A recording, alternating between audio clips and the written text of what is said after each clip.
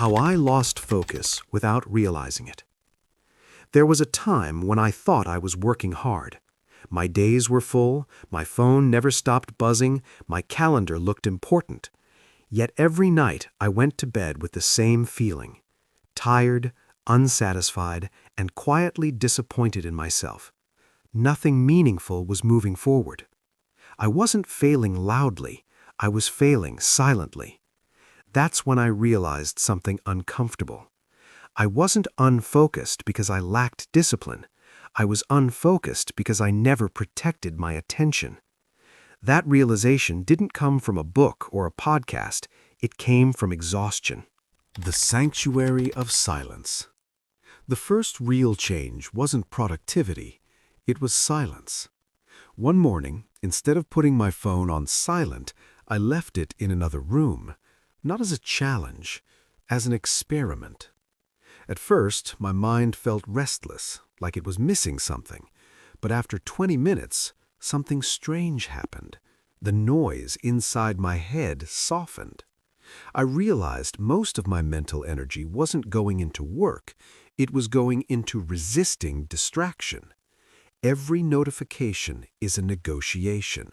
Every vibration steals a fragment of your focus.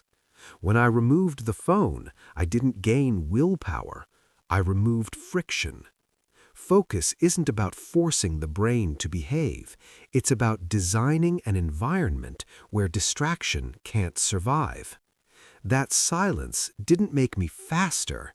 It made me deeper. And depth changes everything. That silence taught me the next lesson naturally. 2. The single-tasking rebellion. Once the noise faded, another truth became obvious. I was never really doing one thing. I was switching constantly. Emails, messages, tabs, thoughts. I thought multitasking made me efficient, but it was making me shallow. So I tried something radical. One task, 1 hour, no switching. The first 10 minutes were uncomfortable. My brain kept searching for escape. But then, flow. Time disappeared. The work stopped feeling heavy. That's when I understood. Multitasking doesn't save time, it steals clarity. Focus isn't intensity, it's continuity. The world rewards the person who stays with one problem longer than everyone else. And once I felt that depth, I didn't want surface-level work anymore.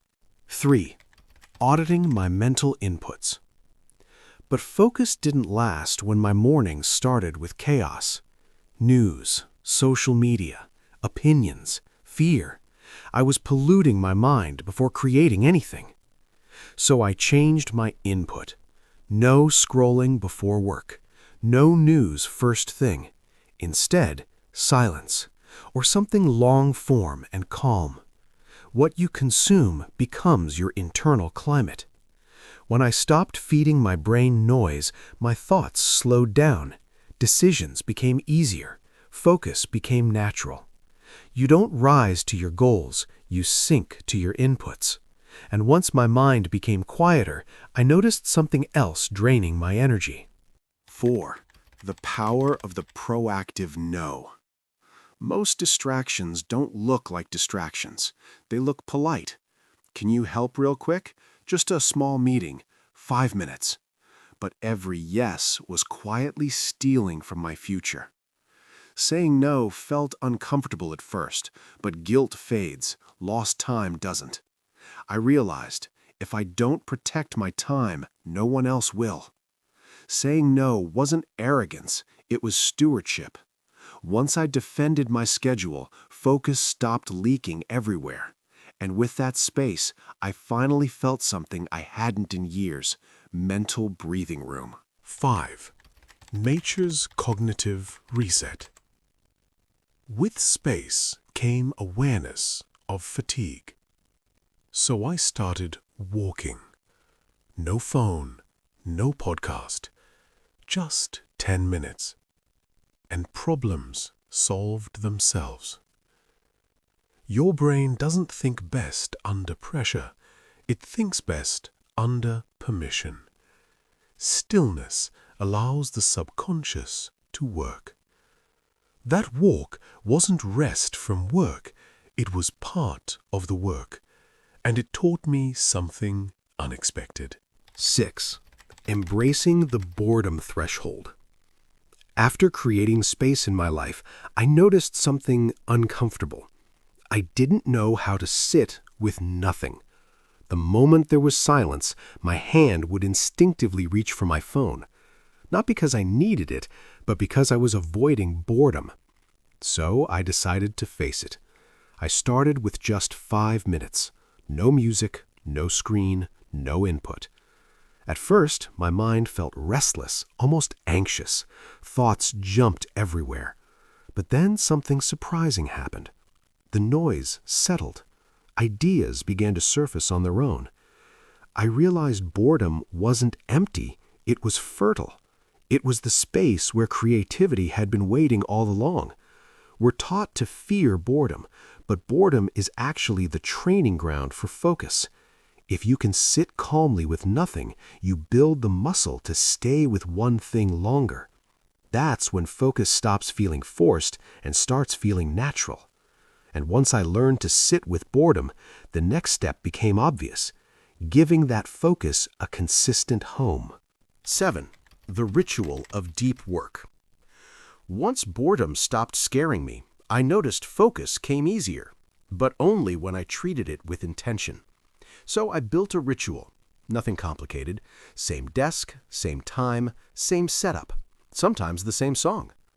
Over time, my brain began to recognize the signal. This wasn't try to work time, this was work time. I didn't wait to feel motivated anymore. I just showed up.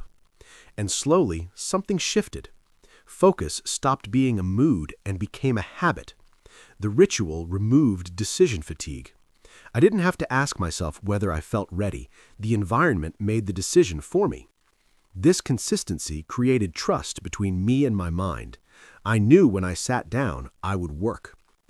But even with rituals, there were days when focus slipped, and learning how to handle those days mattered more than the perfect ones. 8. Forgiving human lapses. There were still days when nothing worked. My mind wandered, I felt scattered, and at first I punished myself for it. I'd spiral into frustration, telling myself I was lazy or broken, but that only made things worse. Eventually, I learned something crucial. Focus isn't about never drifting, it's about how quickly you come back. Every time I noticed my attention slipping and gently returned it, I was strengthening the skill. Just like learning to walk, falling wasn't failure, it was part of the process. The people who stay focused long-term aren't the ones with perfect discipline. They're the ones who don't quit on themselves after a bad day. Once I replaced self-judgment with patience, focus became lighter, kinder. And that kindness revealed another truth. Many focus problems weren't mental at all. They were physical. 9. Sleep as a performance tool. No system worked when I was exhausted. I could have the perfect routine, the best intentions, but without sleep, focus collapsed. I used to treat sleep like a luxury, something to sacrifice for productivity. But the truth is, tired focus is fake focus. When I started prioritizing rest, my mind felt clearer, calmer, and more stable. Decisions became easier. Distractions lost their grip. Sleep wasn't time away from work, it was preparation for it. During deep rest, the brain clears mental noise and restores attention. I realized you can't outfocus the world if you're under-rested. Sleep is leverage. And once my body was rested, I could finally answer the most important question that keeps focus alive. 10. Connecting work to meaning. Even with rest, rituals, and discipline, focus fades when work feels empty. So I began asking one simple question whenever my attention drifted. Why does this matter? When I connected a task to something human, growth, responsibility, contribution, focus returned naturally. Purpose gives weight to effort. You don't need motivation when meaning is clear. The problem isn't that we can't focus, it's that we're often focusing on things that don't align with who we are or where we're going. When the why is strong, distractions feel small. Focus becomes a choice, not a struggle. Focus isn't about doing more. It's about protecting your mind from noise that doesn't deserve it. When you choose depth over distraction, everything changes. Quietly, powerfully, permanently.